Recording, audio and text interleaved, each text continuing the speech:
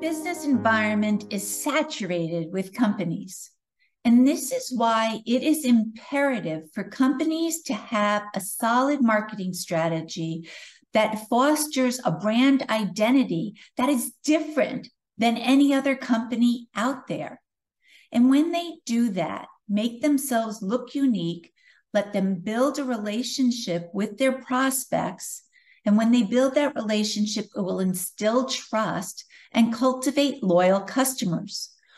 Those are the companies you're going to see that have a nice gradual increase in growth year after year. They won't be stuck on that roller coaster ride. Today, my guest is Chris Burggraeve. Chris is an author of 2 books, Marketing is Not a Black Hole, and Marketing is Finance, Marketing is Business. But before we jump in, my name is Donna Peterson, and you are listening to the B2B Marketing Excellence Podcast, where I go around the world speaking with business leaders about their industry, what marketing works, what's not working, and how can we as companies stand out, be unique, and build those relationships that will show our companies grow year after year. Hi, Chris. How are you today? Hey, great. Yourself? I'm doing wonderful, and I cannot wait to hear about your 2 books. You have those 2 books. It's Marketing is Not the Black Hole, and Marketing is Finance is Business. Yes. And why did you decide to write those books? No, I would say because I was calm and composed, but essentially because I got angry. Or angry, or let's say disappointed with the way people started to see how marketing was defined. So if the first book was called Marketing is Finance is Business, is because I believed, and the feedback I'm getting I got at the time was finance is business and marketing is not. So what I wanted to reestablish is that marketing is business and actually marketing is finance, and then create the argument for why that is. That was the essential part of how I got into it, to say it's time we plead again. The people that are 30, 40 years into marketing, they take back control over what the original definition of marketing is. It isn't social media. And that's a very good point because, like we were discussing earlier, in the schools, they're really not teaching all the facets of marketing, starting with some of the traditional marketing, which you need to have a strong understanding of that basis as you go forward and try to develop campaigns. Marketing was developed, the marketing as we know it, the 4 Ps, was developed in the 60s with Neil McCarthy and Kotler, etc. Yes. What I found out is I also teach regularly at various universities. I talked to many deans and said, show me the curriculum of marketing. And what you find is that digital equates marketing these days, and that the original thinking around marketing being a general management function is slowly but surely getting lost. So where marketing was the 4 Ps, the P of which the P of promotion was one of them, and the rest was price, place, and product. Today it's been reduced to this 1 P, actually in a subset of this 1 P called social media. The students see it that way, some new faculty see it this way, and as a result, people that graduate and come into the workforce see marketing as that very narrow area. And I think that's why sometimes it's not taken seriously at top management, because top management is up here thinking about all the other things within the business, but they see marketing just as the social media side. And if that's how you see marketing, depending on what your product and service is. So if you have a very expensive piece of equipment, let's say it's an HPLC machine, you might say, hey, I don't need marketing because they're classifying it more as social media. And you're not going to sell an expensive piece of equipment on a social post. Now, one of the discussions is that when you go to when you look at a company from a senior management perspective, you need to talk the language of money. Mm-hmm. And if you don't talk the language of money, if you don't understand first what a cash flow statement is, what a P&L is, what a balance sheet is, which most marketers don't, and don't want to, they're afraid of it. That means that they don't talk the language of the CEO, of the CFO, and of the board. And right there is the fundament of the major disconnect between what I would say is Mars and Venus. You know, the old joke of men and women and Mars and Venus? Yes. There's a similar one here, stereotypically speaking, between marketing and finance. The most non-marketers see marketing as people from Venus. They're the dreamers. They invest. It's where the money disappears into a black hole and never comes back. Whereas marketing sees themselves as the creators of something magical, but they can't translate that magic into something that speaks money. Right. So then I was going to ask you this question later on, but I want to ask you now because it sounds like it's perfect. You have been the executive chairman of several companies. How do you communicate that to them about marketing and what they should be doing with marketing? And why do they say yes to you? Because what I looked at, well, look, I've been 34 years in the business, 23 years for classic FMCG companies, and the last 10 years in the B2B side, working with a lot of startups, scale-ups, larger companies, but all in B2B. And again, the lesson is you need to speak the language of money. The Rosetta Stone, if you will, the Rosetta Stone equivalent I found to translate marketing into language of finance is the notion that brands, strong brands, are defined as brands that create sustainable pricing power. Okay. It's all about sustainable pricing power. Now, pricing and pricing power are notions that a CFO and a CEO and a board understand. It's tangible, it's non-discussable, you have it or you don't. The definition of pricing power is what somebody like Warren Buffett would use to define as a cold investor if you would invest in a company or not. Do you have pricing power or don't you?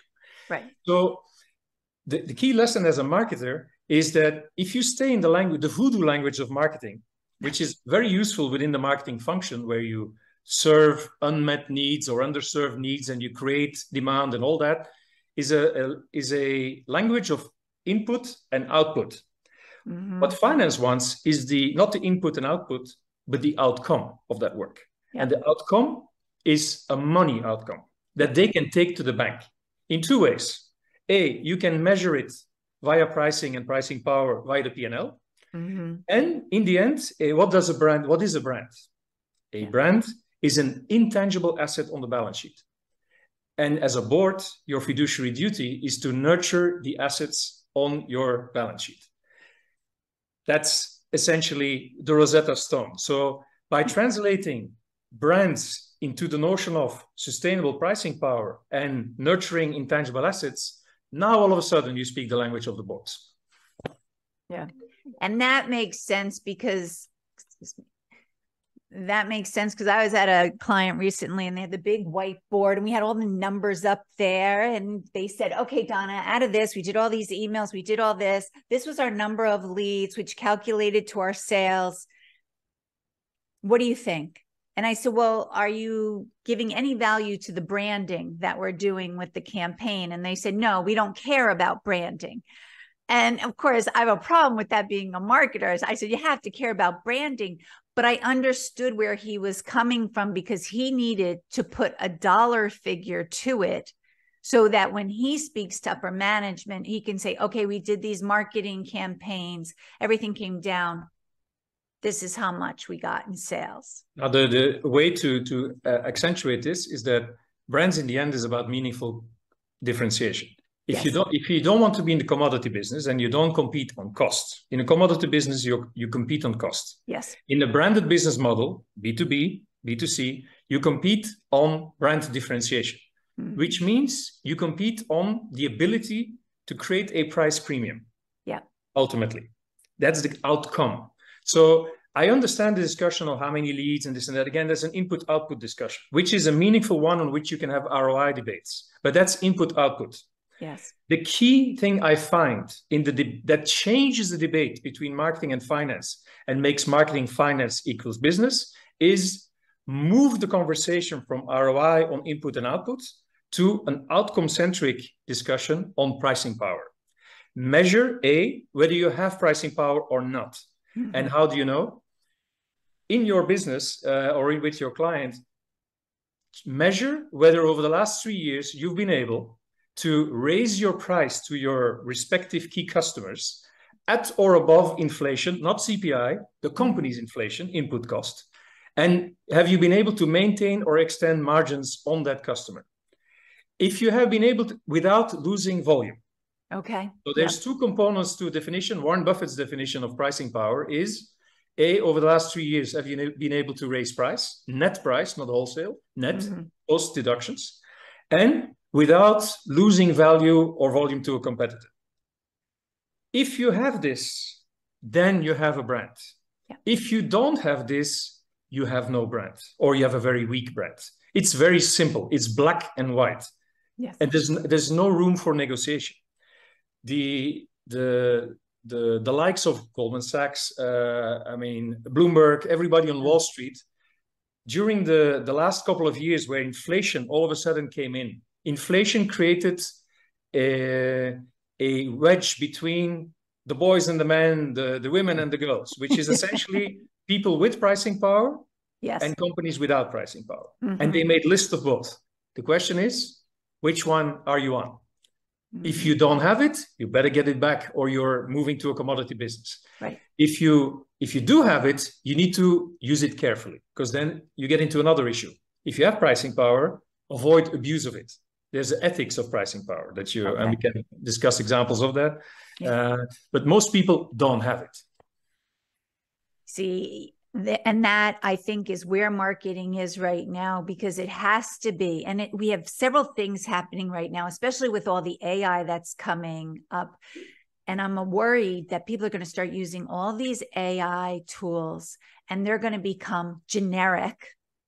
You know, if they're not careful and watch what's being generated to make sure it's unique to their brand or their voice, they're going to end up being like everyone else. And then, like you said, they don't have pricing power. It's just transactional. It's just you're trying to make a sale and it's about lowering your price maybe to get the sale. You're not going to be able to show who you truly are, build a really deep relationship with these people that gives you that pricing power. It all depends on, again, look at it from I always look at the company from the perspective of the owners. Yeah. Whether you're a small company and owned by a few people and private, whether you're a public company owned by, institutional investors and a bunch of retail investors, it doesn't change the equation that the board is responsible, has a fiduciary duty to grow those assets. Right. A brand is an intangible asset. Over the last 50, 60 years, what has structurally happened in the market is that value creation, over 85% of value creation, now comes from intangible assets. Intangible assets are brands, IP, software, customer relationships, all of those less difficult to quantify for financial analysts elements, because they come from they love the tangible world. Right. Factories, cars, land, things that are easy to depreciate. It's easy to calculate, Easy to calculate. And 50 years ago, the Standard & Poor's, for example, more than 85% of value creation was done by tangible assets. Mm-hmm. Today, 50 years later, in today's day and age, take a company like Microsoft. Microsoft's core value, when you want to buy Microsoft, what are you buying? You're not buying land you're buying code, a name, you're buying an installed base that with blood, sweat, and tears over decades has materialized. Right. That's what you're buying. That's an intangible asset. Many boards are not at ease with intangible assets because the discussion we often have is, how do you know what you're worth? Yes, that's right. How do you value it? How do you value it? And there's many, again, subjective, well, there's techniques for it. Accountants will give you plenty of goodwill type. The only time you know what your brand is worth is when people buy you. Yeah. And the next person has an intangible asset, a new one on their balance sheet, with or without excess goodwill. That's when you know what you're worth. Yeah. That's the only time you know it, when you sell it. It's like Oscar Wilde, right? Value is in the eye of the beholder. Right. Or beauty is in the eye of the beholder. Eye of the beholder. Yes. Beauty is in the eye of the beholder. And so if you come from the perspective of the owner and building this intangible asset, I think it's your fiduciary duty as a board not to get lost in the digital how of the marketing toolbox, but focus with the marketing leadership, the CEO and the CFO together, and saying, ladies and gentlemen, I don't want you to work in silos. I want you to work together. Yes. And build me a intangible asset expressed in a brand with sustainable pricing power. The companies that do that win. Yeah. And so I know in your books, you started to talk about that critical connection between marketing, finance, and business growth, which you were just discussing. What were some of your successes that you've seen when you've done that? Well, I sit in the board of, I work closely with the board of Cartamundi. Cartamundi is a Belgian-based company, but is the world leader in playing cards. In the US, the United States playing card company would be a subsidiary of Cartamundi. Okay. A brand like Bicycle, which many people know, is a brand that is owned by the Cartamundi Group, by United States playing card company. It has a B2B and it has a B2C component. It works on the B2B side with the likes of Hasbro and Mattel, and is produces the monopolies and the clues and etc. for others. Yes. And on the B2C side, builds its own brands. So it's like a fast-moving consumer goods company like P&G, a house of brands that builds the brands.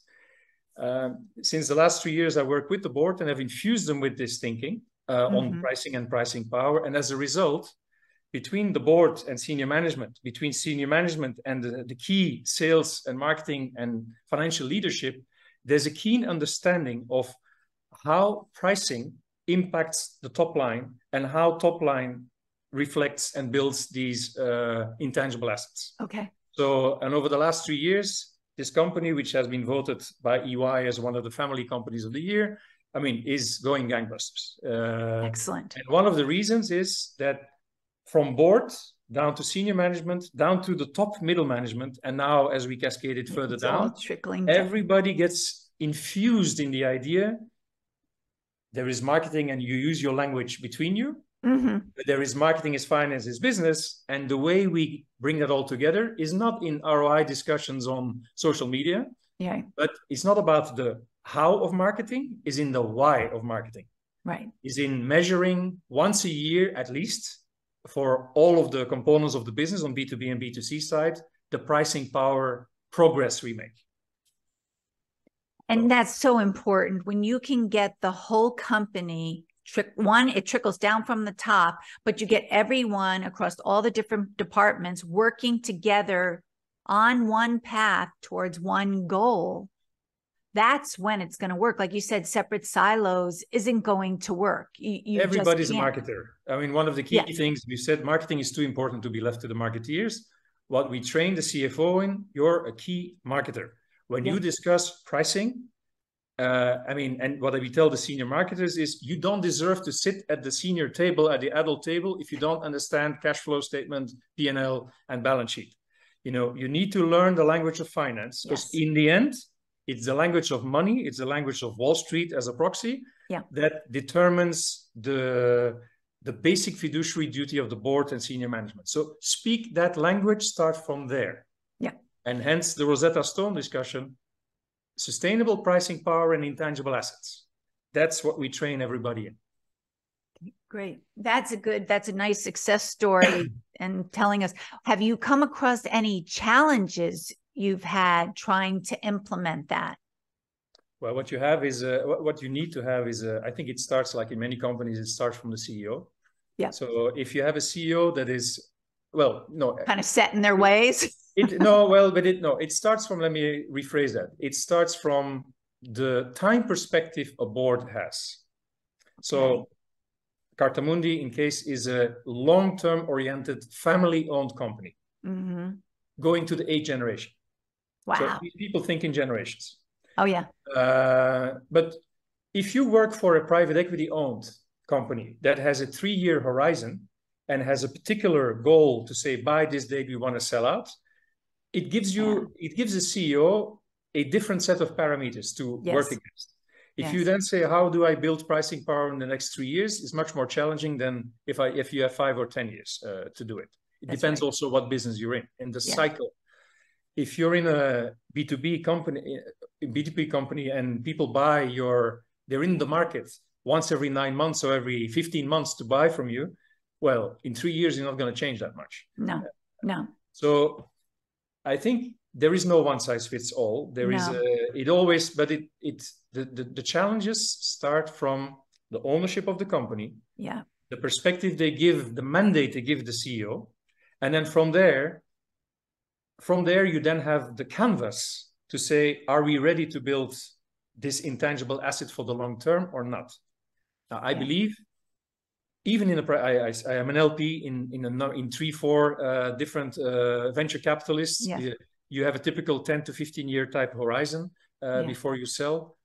And in most companies, whether you're a family-owned company or a private equity company, a board should build optionality in the assets, which is, I can either keep it and go for dividends, or I can sell it and etc. But you create optionality for those assets. That is your board role. Now the CEO, then again, back to the CEO and the middle management, depending on the directive that they get from the board, the ground is more or less fertile for the message of let's build pricing power. So how short term will they be focused? If you have 1 or 2 years to make things happen, to, let's say, dress up the pig and sell it with lipstick on it, with a nice bow tie around it, that's a different story. Now you're into a different speculative game and not building long-term brands. The problem will be for the next person. That's right. And I totally understand. Somebody will get the problem. Yes, that's right. But it's not going to be yours because you're going to pass it on by then. So then the key becomes for the next person buying it, know what you're buying, buy everywhere. And that's the Alpha M tool, which I talk about in the book, is a way to avoid buyer's remorse. It's essentially a tool, a set of questions, which was a prototype in book 1 and the fine-tuned version in book 2, which is, here is 8 questions you should ask as an investor. Before you invest $1 in company X, ask these questions and check your gut as to how good this company is in terms of marketing. And it will check the why, the who, the what, and the how of marketing with 8 questions. The more evidence you can buy for those, the better, the higher the probability you will not overpay. That's the key thing. And I love that, any of my previous podcasts, I'm talking about the why, the how, the what all the time. And so we totally understand that. And when it comes to looking at different businesses, World Innovators, we're going to be 43 in August, 43 years old. We're only a second generation family at this point, but I know exactly what you're saying because our mindset and how we're setting up the company is very different than someone who might be working at it or going to sell it, because as a family business, we are not looking to sell. So how we grow our company and what we do is different. We're in here for the long haul. We're hoping to make it. Gosh, it would be nice if we made it to 8 generations, but I won't be around to see that, so I don't know. But I understand what you're saying there. So now, as a CEO, how can CEOs keep their brands? So like this 8th generation, how do they keep it fresh to bring in those new generations? They're the younger generations. That's a very good question. And again, if you think about generations, people think in these languages like boomers and millennials and all the way to Gen Alpha today. And I think it's an interesting way to think about it. I mean, it's a construct to think about it demographically and psychographically. Now in B2B, I believe much more pragmatically, you bring it down to there is this 95-5 funnel model. I don't know if you are familiar with it, which is that in many B2B companies, unlike B2C, where you have a very rapid changeover and purchase cycle, B2B has depending on the type, has a slower purchase cycle from once a week to Yes, once every X months, X years.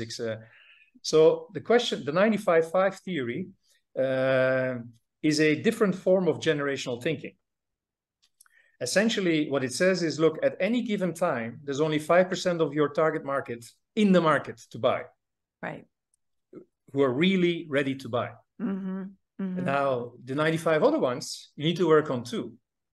And so the question is, if you have $100 to invest in marketing, how do you allocate your money to the 5% that are in the market and ready to buy now? Right. And the 95% that you need to keep into your orbit or get to know you, so that in the future, when they're ready to buy and the next 5% comes into the market, that's this next cohort that is ready to buy. So in B2B, I rather like to think in very pragmatic next 5% steps of the next cohort coming in, rather than because these are people. I mean, these are tangible people. You don't deal with millions, you deal with tens or hundreds or a couple of thousand. Yeah, they don't need $1 million sales. You know, if they're selling a piece of equipment that might be $100,000 or $200,000. And you know who buys it, or the team that buys it, or the respective, in a company, you know that this is the buyer, this is the technical buyer, this is the legal person, the procurement person that needs to all be part of that decision.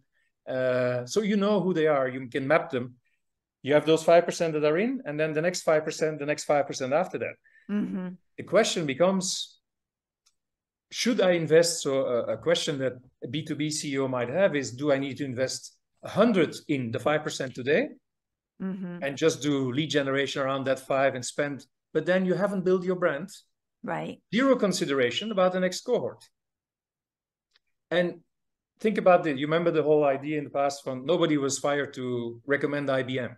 Right. In the old days. Yeah. Today, not so sure anymore, but the point is, in B2B, your name needs to be known. Yes. You need to be able to come into the consideration set if and when that next 5% is ready for the RFPs to buy, and you don't know exactly when the trigger moment comes.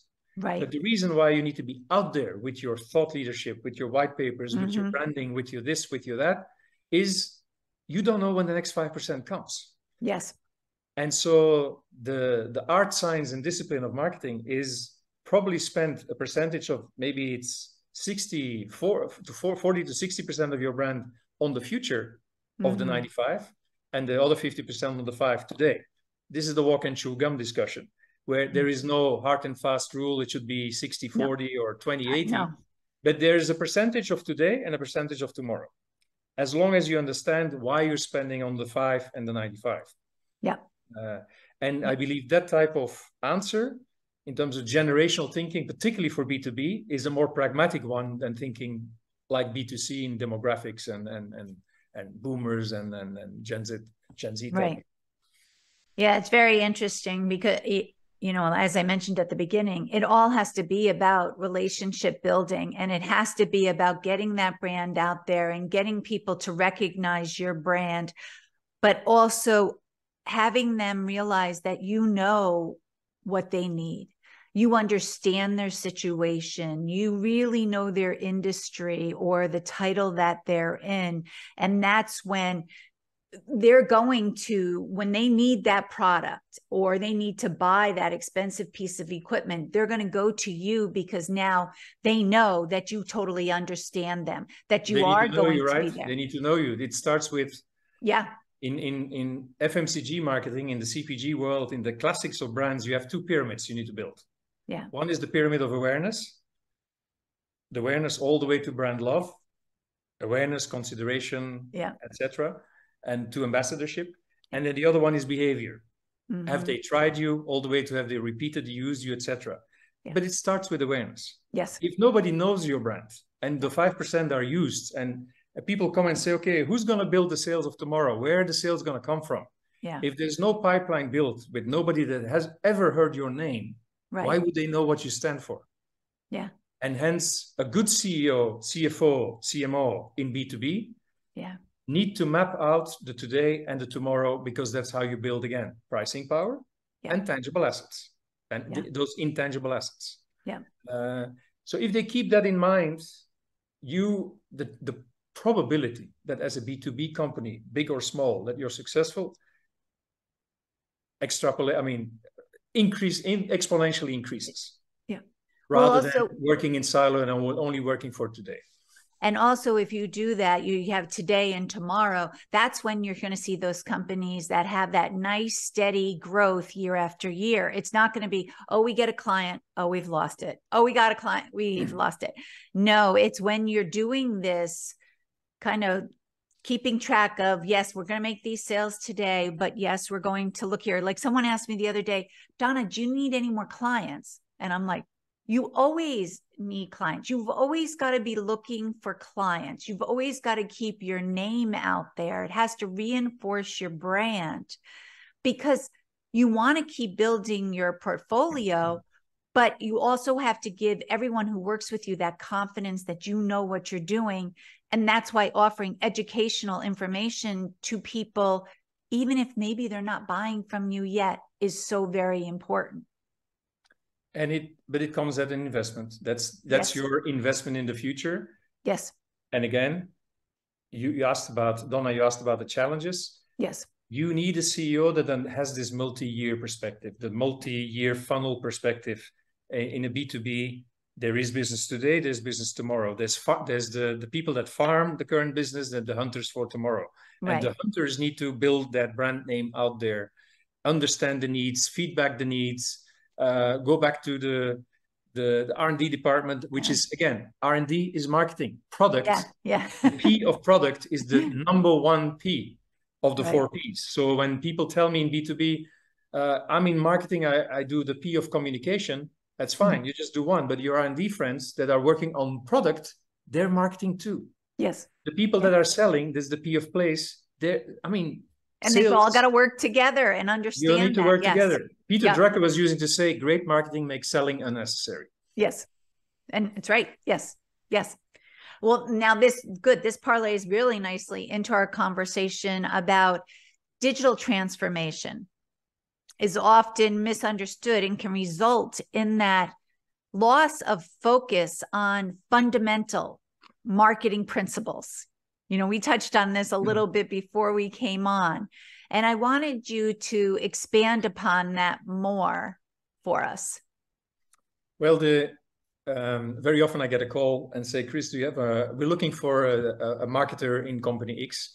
And then I always ask back and say, describe me what this person does. Yeah. 9 chances out of 10, it's somebody that will run the social media community or something in that nature. Mm-hmm. And then this gives me a chance it's a teachable moment to then in a very careful way to say, well, have you considered that marketing is bigger than that? Social media is a subpart of the P of promotion of the 4 Ps. And then we try to find out what else is going in the company and ultimately have a bigger conversation around how they build or not build pricing power, etc. So digital to me is part of the toolbox of marketers. And since particularly the last 23 years, ever since internet came on board, it has had a significant impact in the customer journey, in the consumer discovery journey, in the way companies develop things. So across the value chain, no doubt. Yeah. But the why of marketing is immutable. Building sustainable pricing power, which is pricing power combined with purpose thinking, the why has not changed. Right. The who, the fundamentals of who you need to be great marketeers, what they need to know, the general management kind of thinking, finance-driven marketeers as such hasn't changed. The digital toolbox that they need to know has changed, which is the how toolbox. Right. The what hasn't changed. The what, meaning building brand health. Because building brand health, which is this behavioral and attitudinal pyramids, hasn't changed. Great value propositions that you need to develop them hasn't changed. Right. The toolbox has changed and actually has become overwhelming sometimes because every day there is a new, there's a new, last week it was threads. It makes Twitter so last year. The metaverse is dead, long live the metaverse. Web3 is dead, long live Web3. You can understand the frustration from both marketers actually and a lot of the non-marketers in saying marketers deal with snake oil It's like snake oil, and it's digital snake oil today. Yes. That's hence my advice to people is, guys, ladies and gentlemen, please focus on the why. Yes. Never forget what we're doing here, Yeah. which is building pricing, sustainable pricing power and creating that intangible asset with these people, and building brand health and value propositions. And the toolbox, in the toolbox, we have digital stuff that that can help us to be much smarter, more efficient, and what have you, and on which you can have a great ROI or not. But it's part of the toolbox. And it that's is not the end product. It's a means to an end. It's not the end. Right. Well, just like a carpenter, he's not going to get rid of all his tools and only hold on to the hammer. Yeah.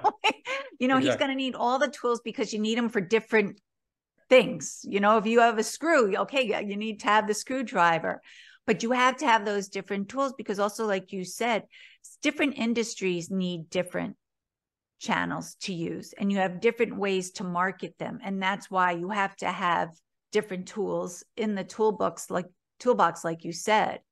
And it has now, to the credit, I mean, I don't want to underplay the impact that digital has had. It's not just the 23 years ago. I mean, okay, internet came as a new communication channel. No, it's much more than that. Yeah. The fundamental impact it has had, particularly for B2B, for both B2B and B2C, on the customer journey, the discovery process that people are going through, which marketers need to understand, the power that the customer and consumer have in terms of feedback loops, etc. Yeah. I mean, it's immense how the power shifts have happened, and marketers need to understand this. So the rules of the game have changed because of digital. But remember, the rules of the game have changed in the how. Right. And therefore, in the skill set you want to see in your senior marketers, it has impacted the how and the who. It has not fundamentally changed the need for what, and especially the outcome of the why. Yeah. It has not changed that. That is so very important, because you get this whole shiny object syndrome where people, I got to go here and everything has to be that way. And it's no, first of all, know your unique brand. And like you said, know who you are. What is your why? Yeah.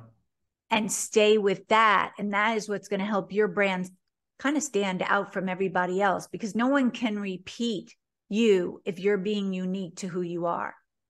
And particularly in an environment where, you have these, you can go online and say, what's happening in 1 minute on the, in terms of communication, how many messages one tend to get in today's world, and how that has evolved over the last 23 years.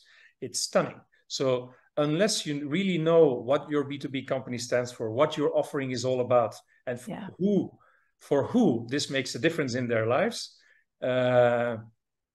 you're going to get lost in the sea of communication opportunities that digital offers today, and keeps hitting every marketer with and say, there's now Threads, and there is now TikTok, and there is this, and how there's that. You need to understand what these channels do and how they may impact the customer journey for your product. Yes. And that's why I think some of the most successful companies out there are the ones that have maybe quarterly meetings where they go over that with the entire team. Yep. So the entire team will know, and they'll know things that they need to say no to because it doesn't fuel what they are trying to accomplish as a company. And those are the team. And then you go back to the fundamentals of marketing, which is insight based. So in the case of B2B, you have your, I mean, B2B, you don't work with millions, you work with a select set of clients. If you understand these clients' core, this is marketing language then, the core needs and wants, the served ones, the underserved ones, the ones where you can beat a competitor on, the pain points, the typical value proposition creations. Yes. You focus on that core marketing work. From there, that's the what, the value proposition, the what, then you start building the communication plans around. It's not about, you don't start from how many impressions have we had on TikTok. You start from what's the proposition and how are you going to that set of people within a 595 perspective. Yeah. Who's the next 5? Mm-hmm. And literally itemizing who are the next couple of 100 people whose life, who's next? Who's next in our funnel, and what do they need to know about us, and what do we need to know about them? Yeah. And Start laying the groundwork now and get ready. Yes. And then get ready. Totally great.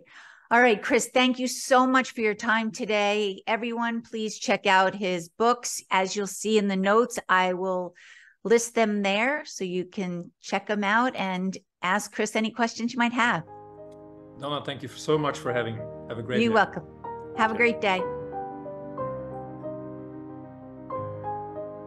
Thank you for listening to the B2B Marketing Excellence Podcast. Please hit the subscribe button below so you don't miss our next episode. And in the meantime, if you'd like to talk to me, please feel free to send me an email to dpeterson@worldinnovators.com. Till next time, have a great day.